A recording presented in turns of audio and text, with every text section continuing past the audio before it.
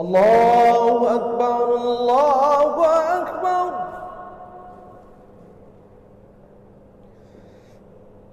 Allah. Seorang suami meninggal dunia, meninggalkan istri, kemudian almarhum ada anak laki-laki, kemudian almarhum ada ayah kandung. Daripada almarhum ini masih hidup ayah kandungnya.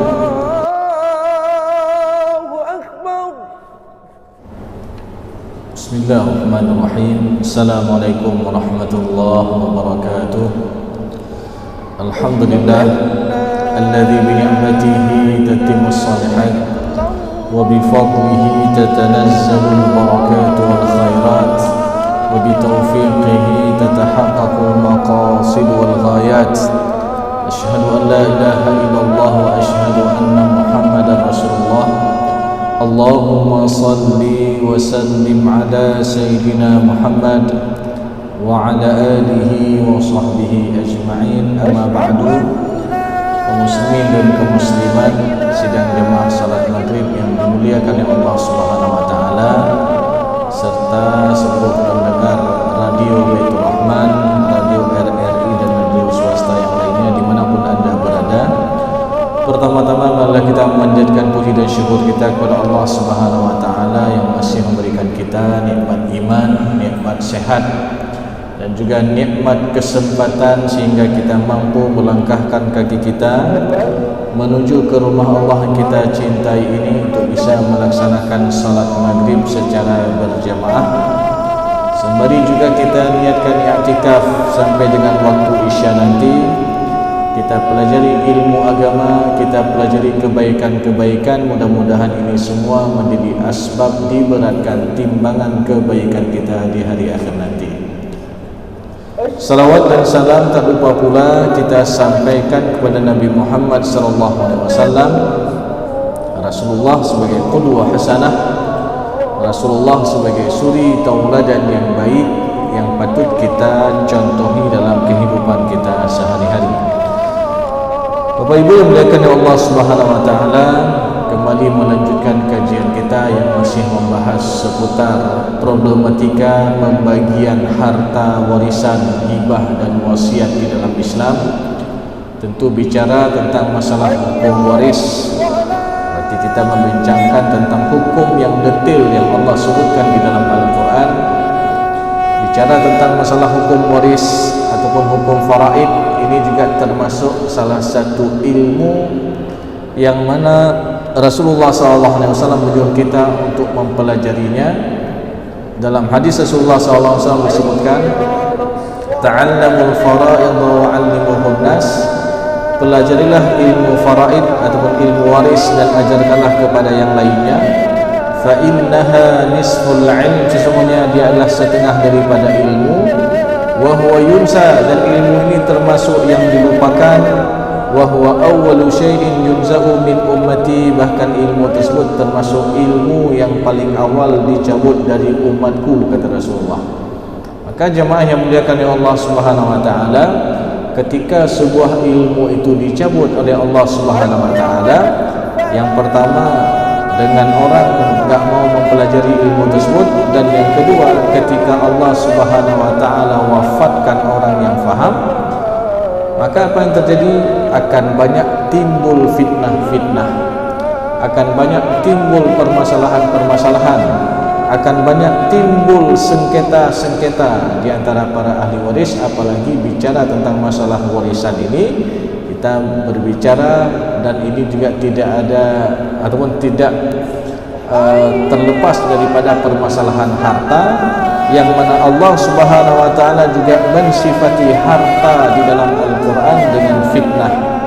Wa'lamu annama amwalukum wa auladukum fitnah, ketahuilah bahwasanya harta kalian dan anak-anak kalian adalah fitnah, tempat kita diuji, tempat kita dicoba oleh Allah Subhanahu wa taala. Ada kalanya ketika harta kita pas-pasan, kita rajin ibadah, silaturahim lancar. Ketika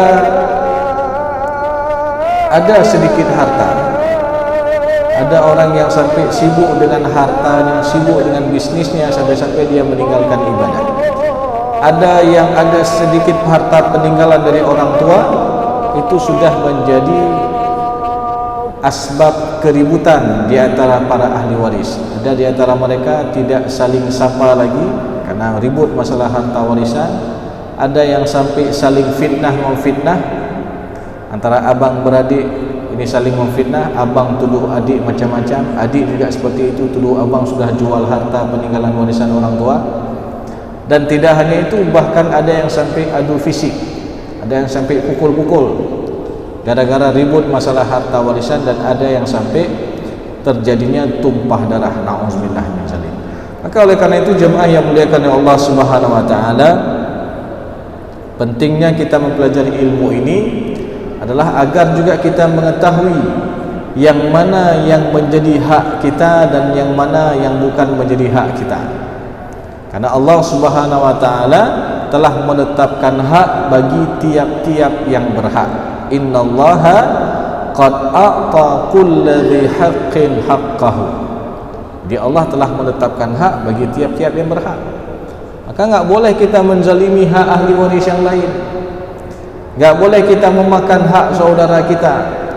Apalagi di sana ada hak anak-anak yatim yang kita zalimi.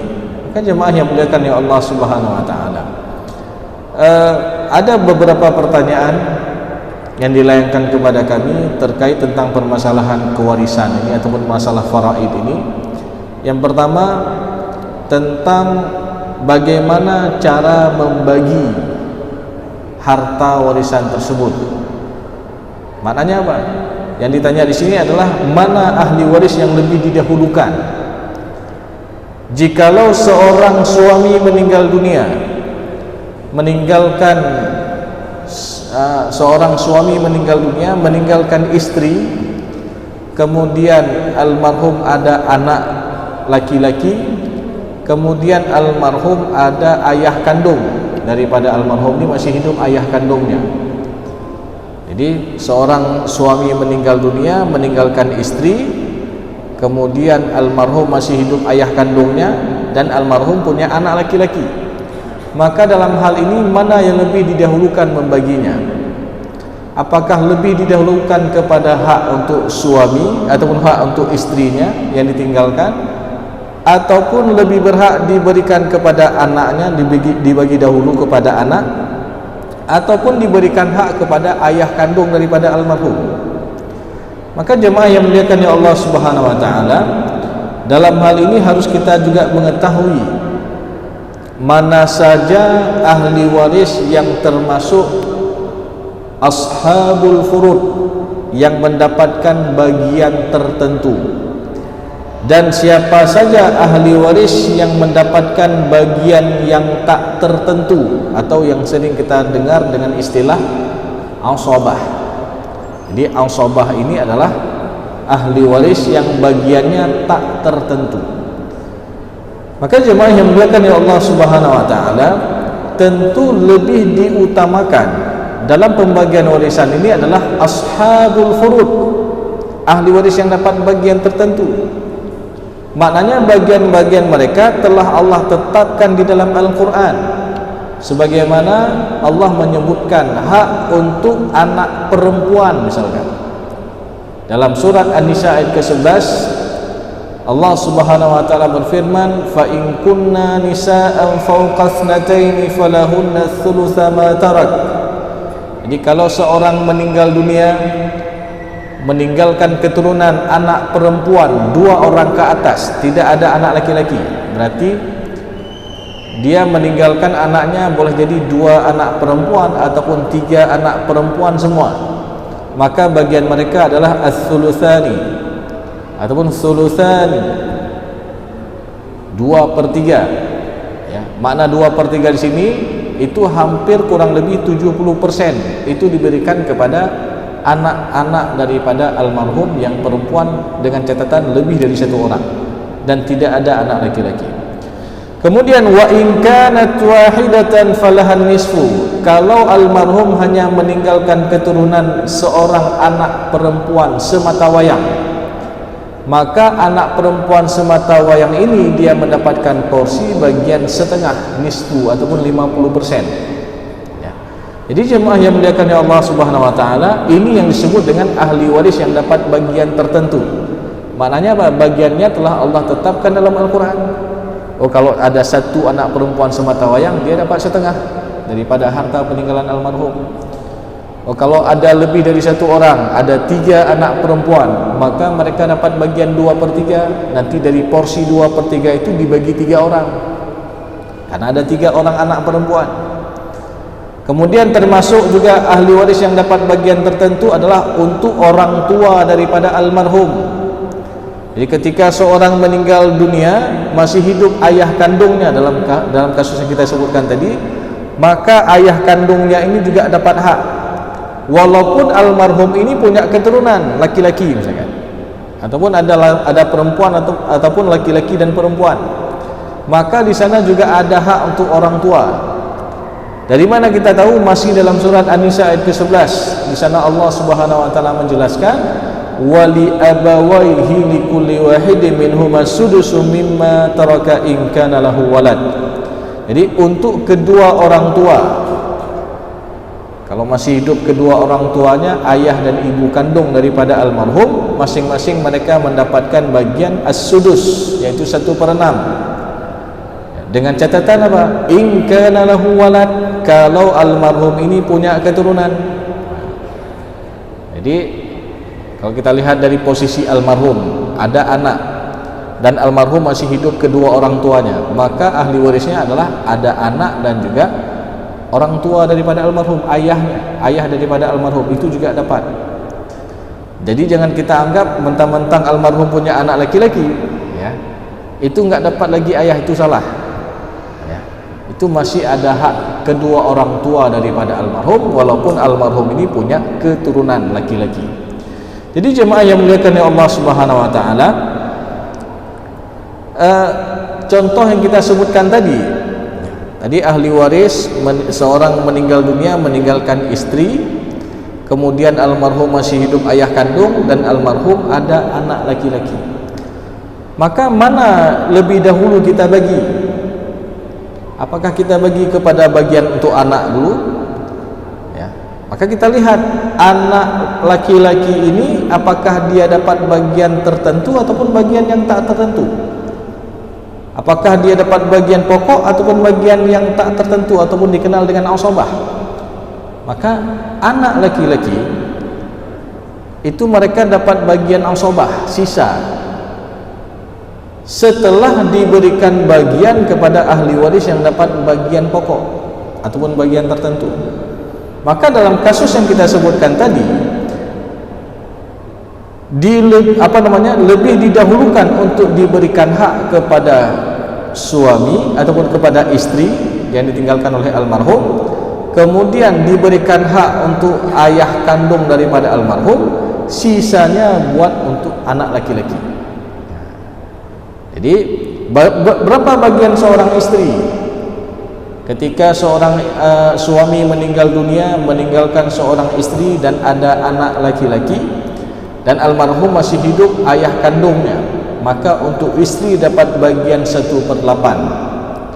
Dari mana kita tahu istri dapat bagian 1/8? Dalam surat An-Nisa ayat ke-12.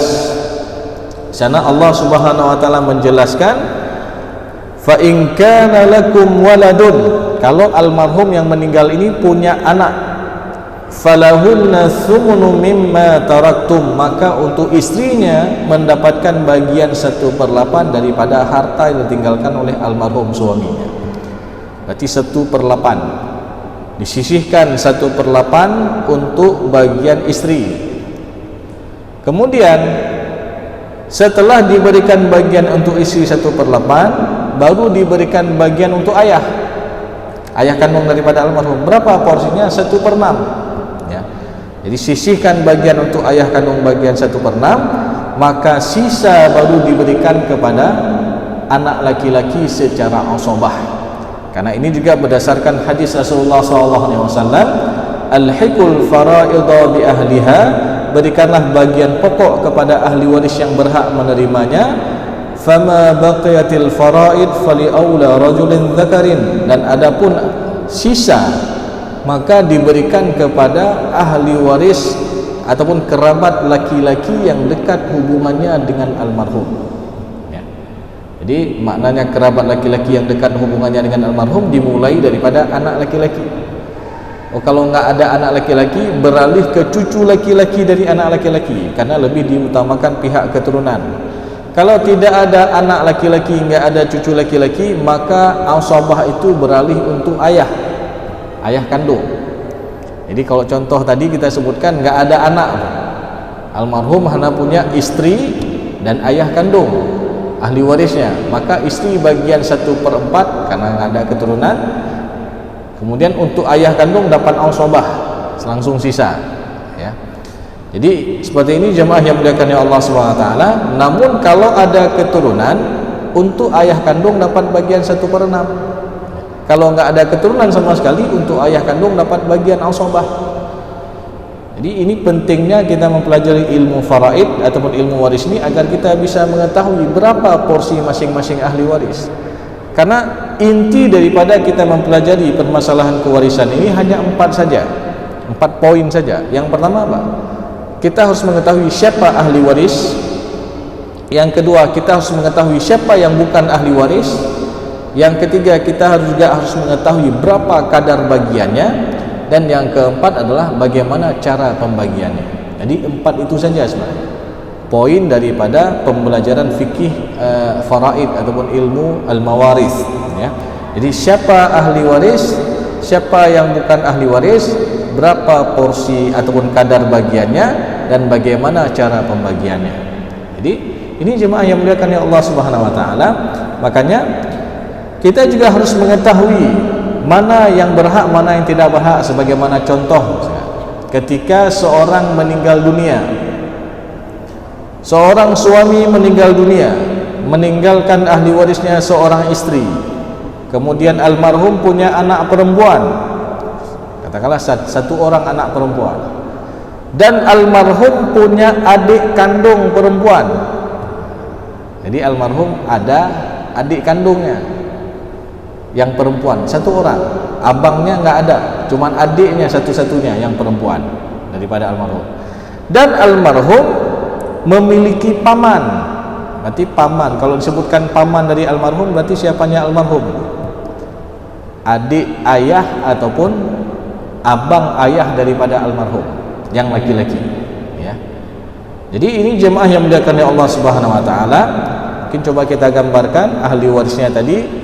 Ketika seorang meninggal dunia, dia punya istri, punya anak perempuan, kemudian almarhum ada adik kandung perempuan, dan almarhum ada paman. Maka dalam hal ini jemaah yang dimuliakan oleh Allah Subhanahu wa taala, ini sering terjadi permasalahan, ya, di mana dalam penentuan ahli waris yang berhak, yang pertama yang berhak itu adalah istri. Karena seorang istri dia mendapatkan warisan selama mereka dipisahkan dengan kematian dengan suaminya, bukan dipisahkan karena perceraian. Jadi kalau sudah bercerai itu tidak ada hak lagi warisan, nggak ada hak warisan untuk mantan suami, nggak ada hak warisan untuk mantan istri kalau sudah bercerai.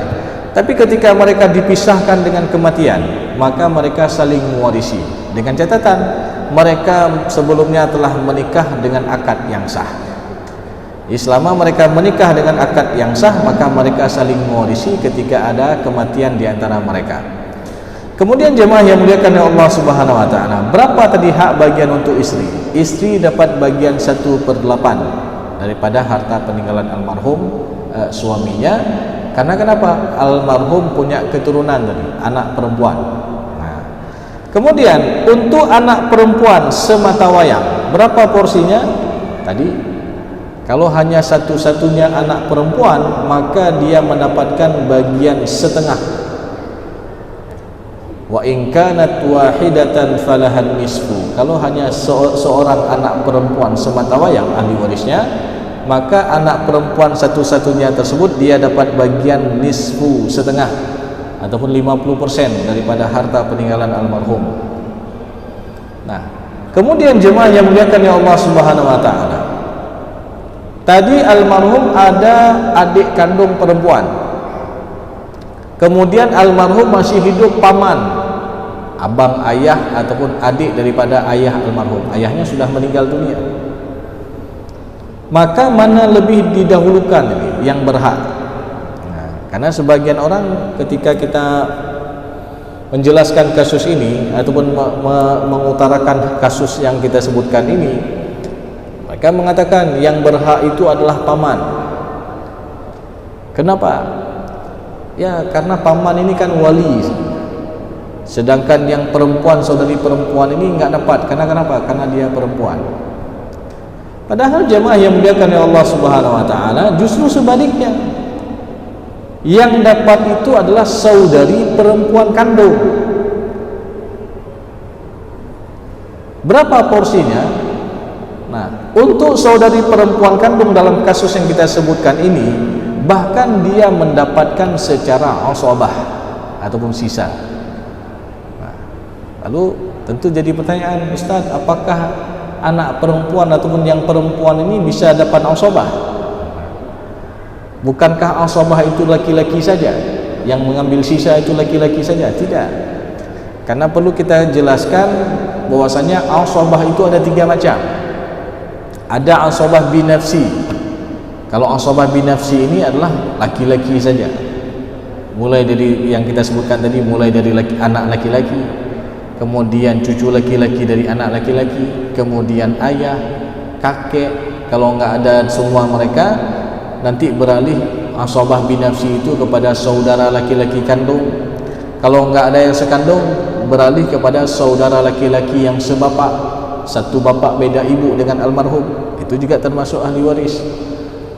Kemudian kalau tidak ada juga, beralih kepada anak laki-laki dari saudara laki-laki kandung, berarti keponakan daripada almarhum, itu juga dapat asabah. Dengan catatan yang sebelumnya kita sebutkan tadi enggak ada. Ya. Kalau enggak ada juga, maka asabah itu beralih ke paman. Paman baru ada hak asabah.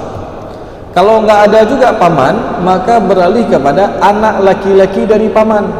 Berarti siapanya almarhum? Sepupu. Ya. Jadi sepupu ini juga bisa dapat. Tapi dengan catatan apa yang sebelumnya kita sebutkan tadi, kurang lebih ada 11 orang atau 10 orang tadi, itu enggak ada. Ya. Tapi kalau ada sesuai urutan tadi, ini alat tartib, itu otomatis yang belakangnya itu terhalang. Ya. Ini kalau kita bicara asabah binafsi. Yang kedua nanti ada asabah bil ghairi. Kalau asabah bil ghairi ini yang berpasang-pasangan, di sini juga perempuan dapat. Ya. Misal ketika ada anak laki-laki dan ada anak perempuan, ya, mereka dua-duanya dapat secara asabah bil ghairi. Tapi kaedah pembagian asabah bil ghairi ini berlaku kaedah 2:1. Ya, lidzakari mislu hadzil unthayain, laki-laki ngambil 2 porsi, perempuan 1 porsi. Ini kaedah asabah bil ghairi. Nah, nanti yang ketiga ada jenis asabah ma'al ghairi. Yang dapat siapa? Saudara perempuan kandung ataupun saudara perempuan yang sebapak, dengan catatan ketika mereka bersama dengan keturunan perempuan saja daripada almarhum, enggak ada keturunan laki-laki. Ya. Jadi jemaah yang muliakan Allah Subhanahu wa taala, dalam kasus yang kita sebutkan tadi, ketika seorang meninggal dunia meninggalkan istri, ada anak perempuan 1 orang, ada saudari perempuan kandung, ada paman, maka saudari perempuan kandung ini dia dapat asabah ma'al ghairi, dia ngambil sisa. Karena berdasarkan hadis Rasulullah SAW, Rasulullah SAW mengatakan, ij'alu al-akhawat ma'al banat asabatan, jadikanlah saudari perempuan kandung ketika berjumpa dengan keturunan perempuan saja daripada almarhum, maka mereka mendapatkan secara asabah. Ya. Jadi mereka mengambil sisa.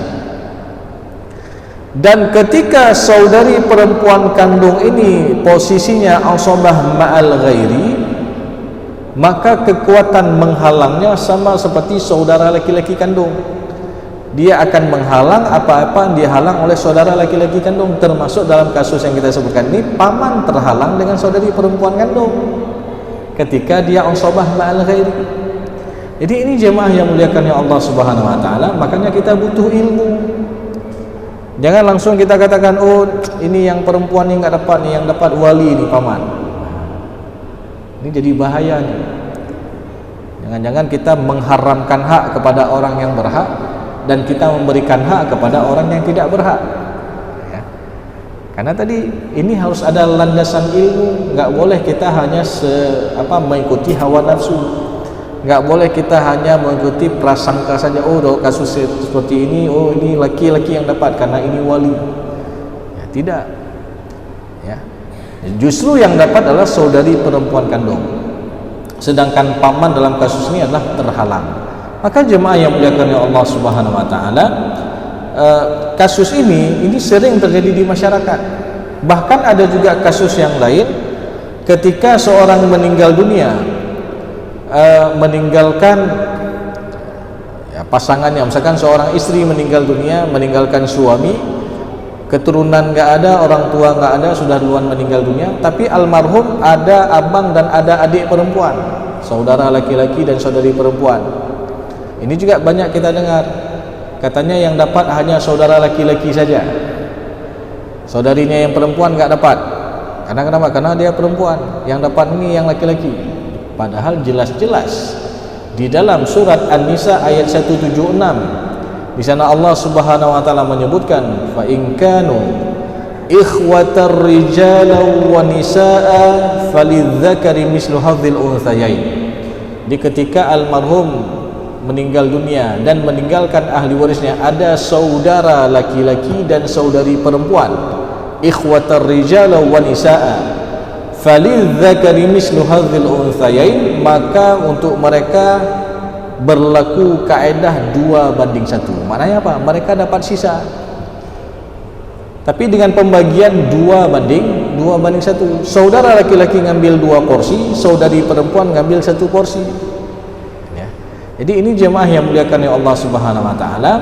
Maka sekali lagi ya, sampai-sampai para ulama faraid juga menyebutkan tentang haramnya seseorang dalam memberikan fatwa ketika dia tidak faham tentang masalah bab hijab, siapa yang menghalang, siapa yang dihalang dalam masalah kewarisan ini.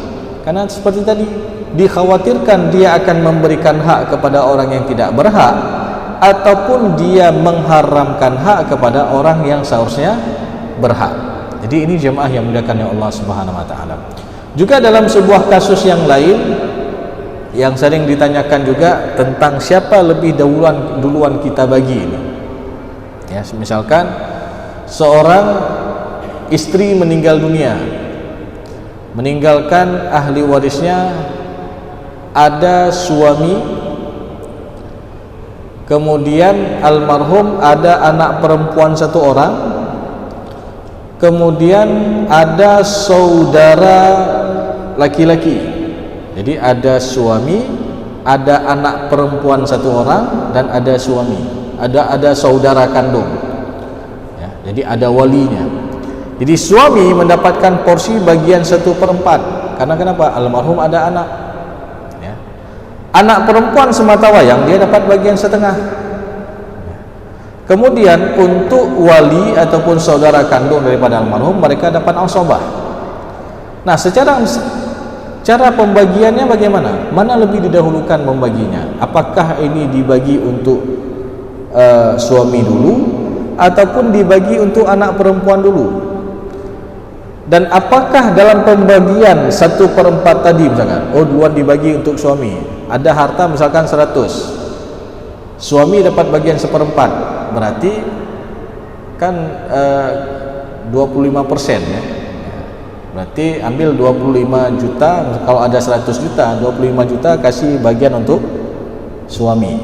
Nah, lalu ketika dibagi untuk anak perempuan, apakah bagian anak perempuan 50% ataupun dia dapat bagian 1/2 ini dari sisa ataupun dari pokok semua?